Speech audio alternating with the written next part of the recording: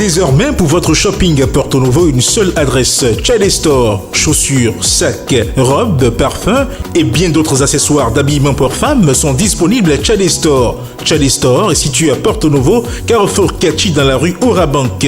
Contact plus 229 62 114 14 79. Chale Store, faites-vous belle à moindre coût.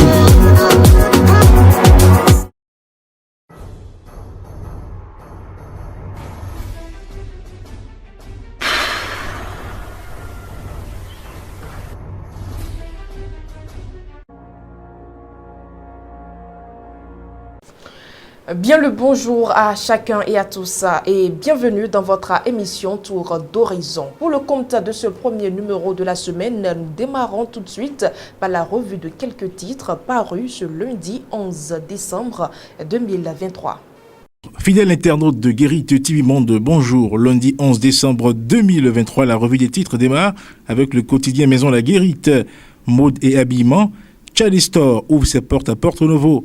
Mairie de Porto Novo, une délégation du MEDEF international échange avec Nyankoti. Porto Novo toujours, la GIZ et la mairie s'unissent pour l'assainissement de la ville. À Djetche News, Assemblée nationale, la loi de finances 2024 adoptée, elle se chiffre à 3 milliards 199 millions 274 francs CFA. Les groupes parlementaires UP et BA se réjouissent. Le ministre Wadaï surpris par le vote des démocrates. Les appréciations de quelques députés. À Emerging Valley, Thierry Dalmeda, on aimerait bien garder tous nos jeunes talents chez nous, en Afrique. Après son intronisation au Oluwaye Oba Ogboni au Nigeria, Sa Majesté Orimoloye Saïbou Victor, bientôt en visite au Bénin, pour témoigner sa reconnaissance à Sa Majesté Mohamed Oguyomi. Mutation de l'armée béninoise. Fiacre Vidjaninou soutient brillamment une thèse sur le sujet. Mission d'entreprise. Ville durable du MEDEF international au Bénin. Le maire Nyankoti échange avec une délégation du mouvement des entreprises de France MEDEF International. GDIZ de Bénin, d'importants progrès salués par le ministre d'État Biochane.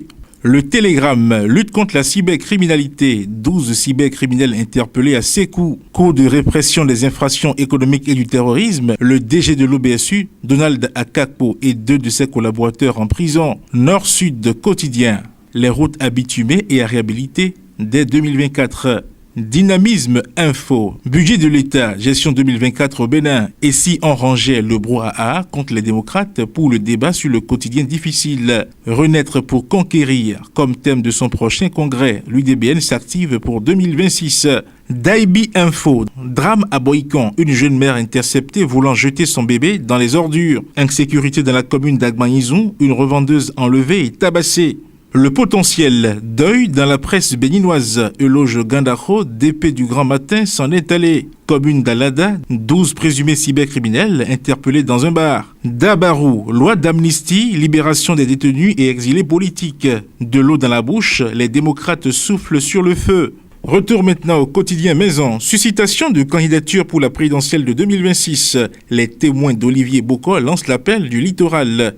Et pour finir, opinion de Edmond Agnilé. Le deal. Fidèle internaute de Guérite TV Monde, ce sera tout pour la revue des titres de ce lundi 11 décembre 2023. À demain. Mesdames et messieurs, voici l'invité du jour.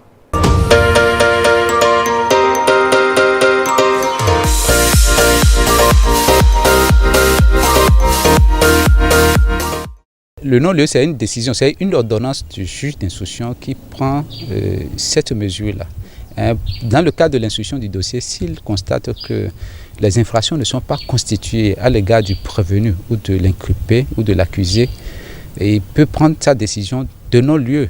Et cela constitue un goulot pour l'exercice de l'action publique. Donc ça existe. Il y a 2 situations à distinguer.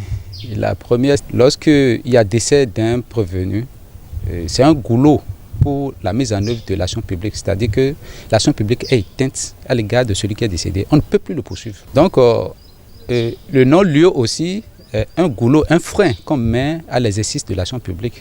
C'est-à-dire, dès lors qu'il y a non-lieu et que cette décision est passée en force de chose jugée, on ne peut plus continuer à juger le prévenu, à moins qu'il y ait de nouvelles charges contre le prévenu. Le forum de discussion de ce matin, c'est tout juste après cette virgule.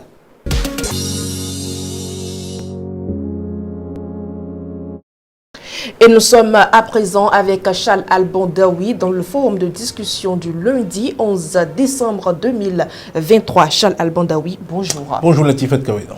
Congrès extraordinaire de l'UDBN. Le parti réunit ses cadres samedi prochain. Effectivement, le parti réunit ses cadres. Vous savez que depuis les législatives de janvier 2023, on n'a pas vraiment entendu parler de l'UDBN. Donc je pense qu'il est important qu'après avoir participé aux dernières élections législatives, il est de bon temps que les cadres du parti se réunissent pour réfléchir sur l'avenir de ce parti-là, parce qu'il y a beaucoup de choses qui se sont passées au sein du parti, que ce soit avant les législatives et même après. Il y a eu des entrées, il y a eu des sorties, il y a eu des départs, etc. Il y a beaucoup de choses qui ont été dites sur ce parti qui appartient à la mouvance présidentielle. Donc je pense que le rendez-vous du samedi, c'est un rendez-vous qui permettra quand même aux cadres du parti, ceux qui sont dans le bureau politique et dans les instances dirigeantes de ce parti-là, de se retrouver pour échanger, comme je l'ai dit, sur l'avenir. C'est un rendez-vous qu'il faut prendre et qu'il faut donc suivre de près. Charles Alban Daoui, que peut-on attendre de ce congrès extraordinaire? Oui, vous voyez déjà le thème sous lequel le congrès est placé. On parle de renaître pour conquérir.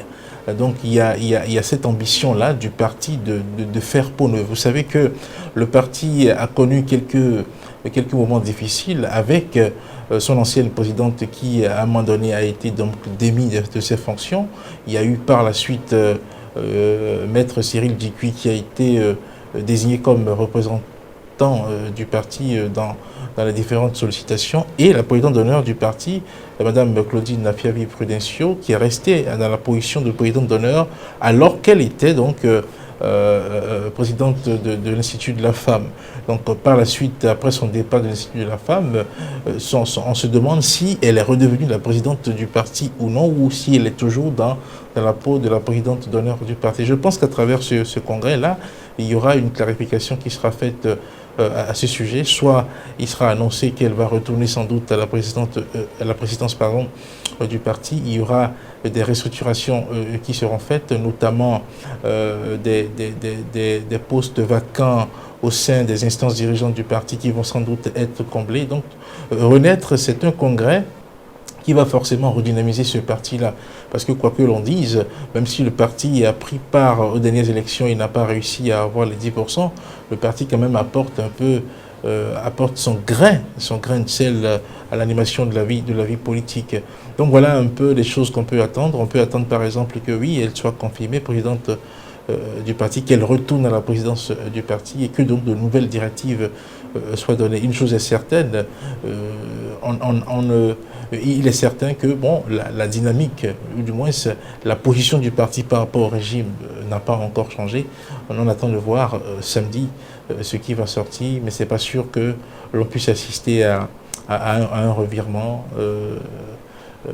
spectaculaire. C'est sûr qu'elle va rester dans la dynamique qui est donc de soutenir les actions du chef de l'État. Donc une renaissance pour conquérir, oui, parce que nous sommes à quelques 2 ans et demi des élections générales 2026. Il est important que chaque parti se prépare activement pour affronter ces échéances-là.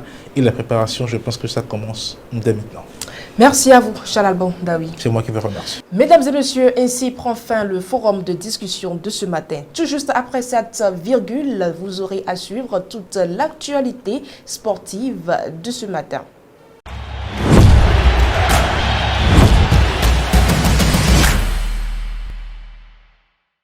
La Fédération camerounaise de football, FECAFOOT, dirigée par Samuel Eto'o, a annoncé la date pour la remise du Ballon d'Or camerounais de la saison 2022-2023. La cérémonie se déroulera le 26 décembre au Palais des Congrès de Yaoundé. Une des annonces les plus marquantes est le changement dans le processus de vote. Contrairement à la première édition où les journalistes étaient les principaux électeurs, Cette année, ce sont les joueurs et les entraîneurs des premières et deuxième divisions camerounaises qui auront la possibilité de choisir le meilleur joueur et la meilleure joueuse locale de la saison. La FECAFOOT a également dévoilé la liste des 30 joueurs et joueuses nominés pour le prestigieux Ballon d'Or. Ces talents exceptionnels seront en compétition pour décrocher la récompense ultime lors de la soirée du 26 décembre prochain.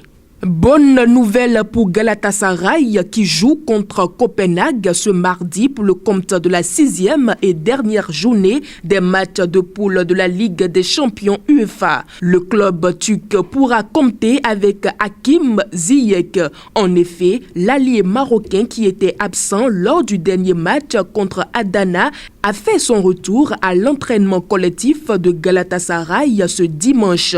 Hakim Ziyech, qui a été l'homme du match contre Manchester United lors de la 5e journée avec 2 buts et une passe décisive, sera d'une grande importance pour son équipe en vue d'une qualification pour les 8e de finale. Précisons que Galatasaray est actuellement 3e du groupe A avec 5 points à égalité avec le FC Copenhague. Rivers United a réussi à remporter une victoire importante contre le club africain lors du premier affrontement du groupe C à la 3e journée de la phase des poules de la Coupe de la Confédération. Le match a été remporté par les Nigérians sur le score d'1-0. La rencontre a connu son point culminant à la 43e minute lorsque Nima Nwagwa de Rivers United a décroché une frappe croisée précise, donnant ainsi l'avantage à son équipe.